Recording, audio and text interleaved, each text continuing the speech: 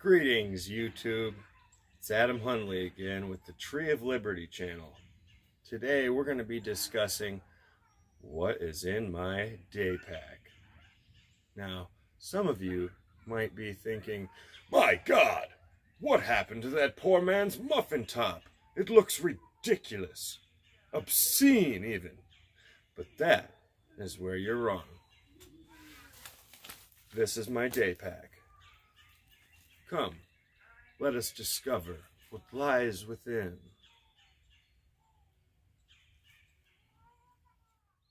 Welcome. So let's discuss my day pack. I got this at Dollar General. It was in the clearance aisle, so I paid about $3 for it. Now what it is a spandex belt with built-in expandable zipper lined pockets. It was marketed as a fitness belt, and it had a lady jogging with this around her waist, and it said on the package you can carry your keys, your phone, your identification, everything that you need when you're wearing pants that you can't load the pockets up. So I saw that and I went, perfect. That's my day pack. So it weighs next to nothing, empty, loaded with my basic kit. It weighs just over 2 pounds. So no further ado, let's go inside.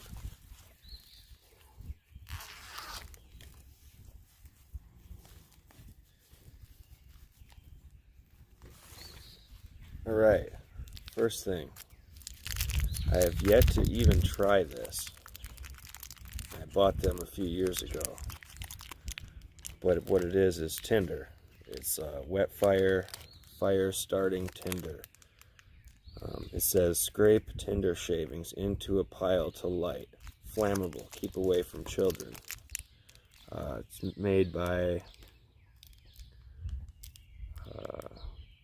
looks like Revere Supply Company, and you can look them up at www.ultimatesurvival.com. So this item number one. We'll get back to this in a minute. This goes with my Sawyer Life Straw. I have a film canister, and inside of it is some birch bark that I have procured in my travels, and there is also beneath of the birch bark, which you might be able to see just a tad bit, I have some pine sap. It's great stuff for fire starting. I keep it in a film capsule so that it will stay nice and dry.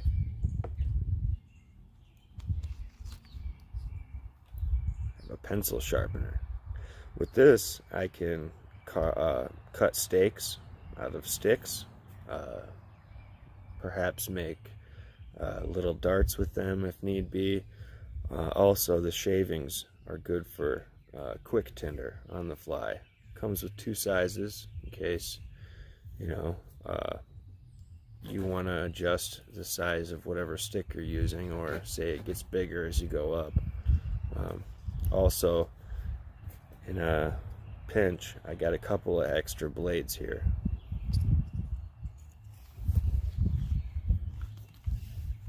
A Ferro Rod. And these are by far the most reliable fire starting tool that you can bring in your kit. And I like this one because it's high visibility and it comes with a case. And all you have to do is pull that off and screw it back onto this side, and you've got a handle. And the striker is a part of the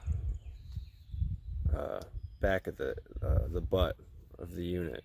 So you just get a nice little scrape, and you can throw sparks. This is a pretty reliable way to start a fire, as long as you know your tinders. Attached, I have a compass, and the compass comes outfitted with a whistle and a thermometer. Kind of give you a good idea of a basic direction. It does have degrees, so you can kind of get a decent idea of a heading without breaking out a protractor and getting into maps and anything like that.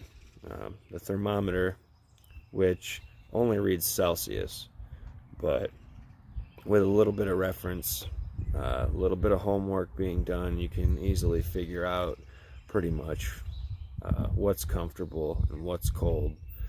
And if you can't tell that by just how the air feels on your face, then maybe this isn't for you. But you can tell if it's starting to drop immediately, the temperature, before you might notice that it's beginning to drop.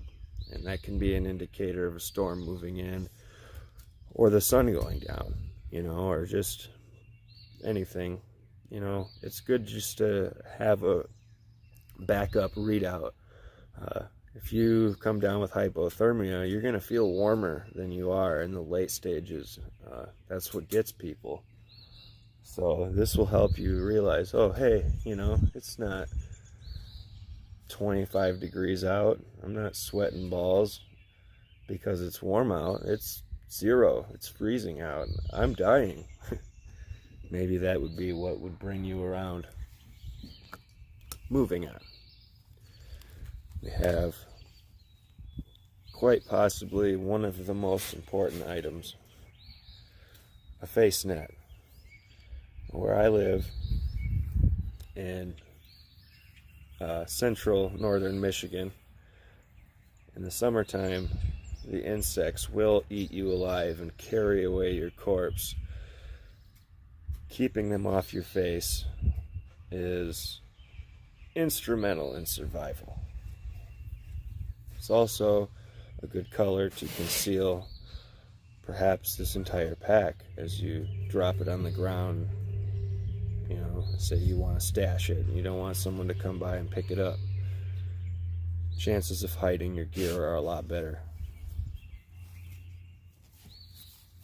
I have here enough wire to makeshift a snare trap to procure game.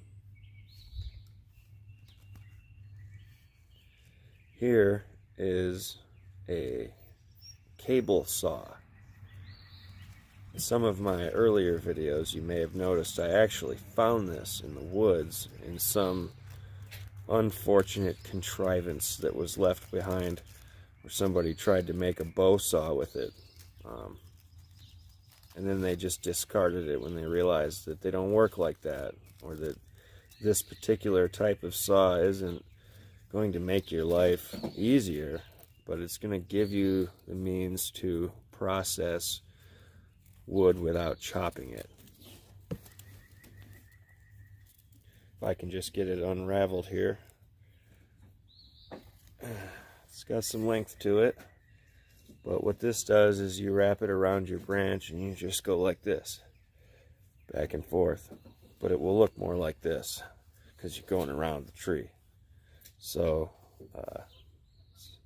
could possibly be used to defend yourself, but that's not what this pack is about necessarily. It's more about having the tools and equipment you need to survive in just about any situation, assuming that you have appropriate clothing on for whatever you're going into, and you have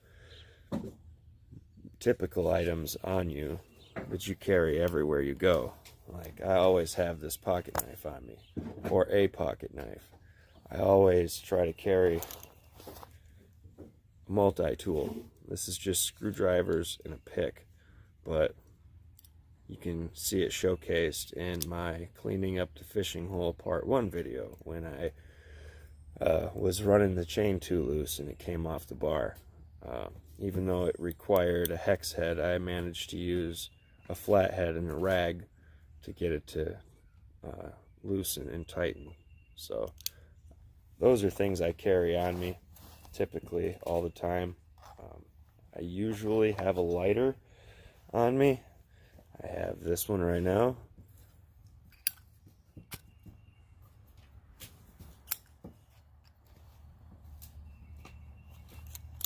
I like suspenders because aside from keeping my pants up, they're great as a utility strap. You can put all kinds of things on there. I got a carabiner on here right now that it's not in use, but it's there. There's an option. Right here, a lot of people include duct tape in their kits, and that is a very wise choice because you can fix a lot of things with duct tape, but Superglue is a close second because it also works as an on-the-fly stitch. If you're able to clean out your wound with some fashion or another, even if it's just water, you can stitch it up with Superglue. It's not for the faint of heart, and I wouldn't recommend it, but that's what I do. It's cheaper than getting stitches.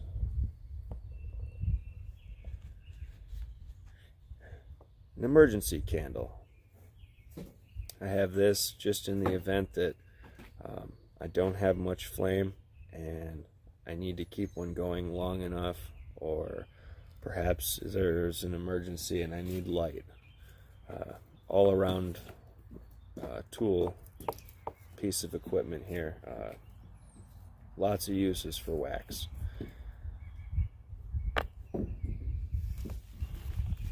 I told you we'd get back into the straw. And here I am delivering. I couldn't fit any reliable means to boil water in my kit, so we packed the Sawyer Life straw in here. It's lightweight, it's small, comes with drinking apparatus. Wrong side, goes on this side. Although honestly I might use it through this side because then you can stick it into the water and you don't have to worry about sanitizing it, because inside this straw is a membrane filter that is the same technology that they use in dialysis for cleaning your blood. So this traps anything larger than 0.1 micron. So, and you can backwash clean water through this to clean it out. It's good for 100,000 gallons. So, essential part of my kit for survival. Pink, the color of winners. Bic, the lighter of survivors. Sometimes these lighters, when they get cold, they don't want to light. So if you just take them in your hands like this, and rub it together and warm up that fluid, she lights like a charm. Don't really need to explain how that works too much more. Here is the featured blade of this kit. It is a folding pocket knife with two blades. It does not lock, so special care must be taken with this blade to not cut yourself. That blade will fold back if you put it in the force on it in the right spot. And it's got a little bit of a snap to it. So if, say, you need to work it, like dig out a hole, yeah, you'd still probably be better off doing it this way. But anyhow, here's the blade. It's nothing spectacular, nothing fancy. It's just a workhorse blade. It's a nice tight knife. I like it. It's made by Northwest Trail, stainless steel. Holds a pretty good edge. Well, that's all for this pocket. So we're going to go ahead and zip it up, and this is what it looks like empty. Pockets expand outward to a pretty good degree, and I feel like maybe I might go in and stitch some of this again, as it's only single stitched. That's one of the downfalls, is it's not meant for gear, it's meant for 1 or 2 items, you know, important stuff. But I might see if my neighbor will let me go in with the sewing machine and maybe triple stitch this zipper so that it's a little bit more reinforced. That's one thing I would say. Standard little clip, that's how it works. So quick release. Alright, let's get into side number 2. Every good kit needs some cordage, so there's enough there to string up my shelter, and that's about all it's gonna probably be used for. But all these inner strands, they can be broke out and used too if push came to shove.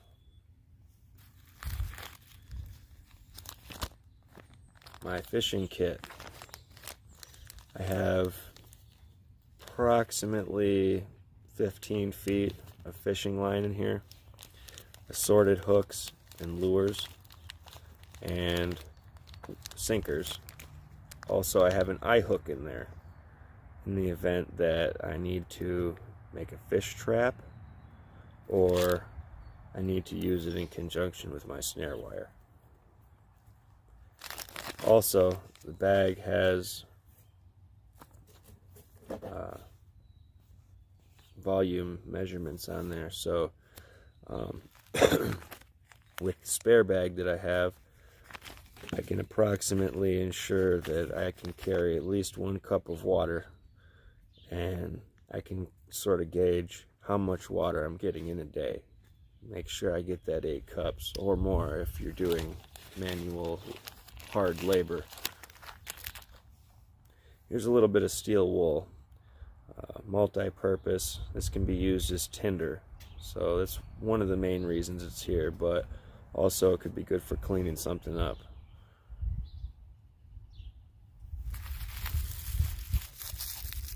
My space blanket, bound in a rubber band.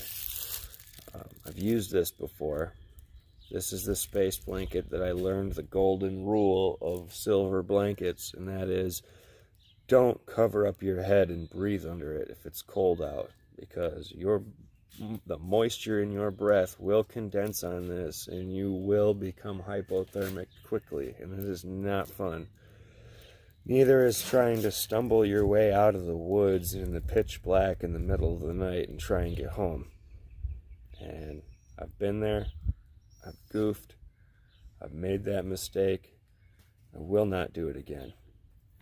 But this is big enough to cover my whole body, and I'm over 6 foot tall, so space blankets, gotta have them. I have cotton white bandana just in the event that I need anything, and the other day I had this with me in a different pack. It's actually the pack I traded out for this pack. You can see it in my cleaning out my fishing hole video if you pay attention. It's on a carabiner on my waist, but I tore this to make my screwdriver fit into the chainsaw, the hex head. Alright folks, we're nearing the end. Glad you're still with me. Last item is about a 1 foot square piece of tinfoil folded up. You might get a couple of boils out of this if you had to boil water. Could also be used to make char cloth, which I have the bandana. It could also be used to cook in. Could be used to create a signal mirror. I do have wax, so we could brighten that up real quick if need be. So again, this is a fitness belt that is meant to carry, you know, your car keys, your ID, that kind of stuff. It's stretchy, weighs almost nothing and clips right around the waist. Easy peasy.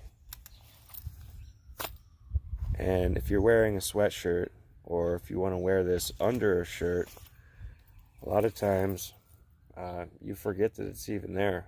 You don't notice it. It's very lightweight, very convenient, very close to the hip. It's not hanging off. You'll know if it comes unclipped because you'll see the thing fly off. It's you know. So there we have it, folks. If you enjoyed this and you want to see more content like this, please like, subscribe, comment, and share. As I grow, I will bring you more content. This is Adam Hunley with the Tree of Liberty, and we'll see you the next time around. Quick update. You might have noticed while I was filming, if you were paying really close attention, that my cheap dollar store day pack investment actually broke on camera for the whole world to see. So I had to do some adaptations and some improvising, but here's what I got.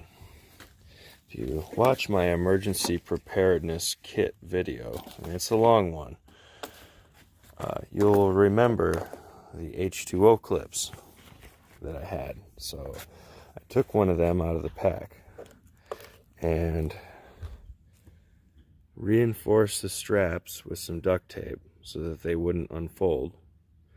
Used a carabiner on one side and the rubber bottleneck grip from the other side, and here's the clip. And this just simply clicks together. Only now it's a little bit longer and I have a carabiner integrated into the design, and there's some duct tape if I ever need it. It's just cheap stuff, but it'll work in a pinch. So if you enjoyed this, please like, subscribe, comment, and share. This is Adam Hunley from the Tree of Liberty channel. And we hope you folks have a wonderful day.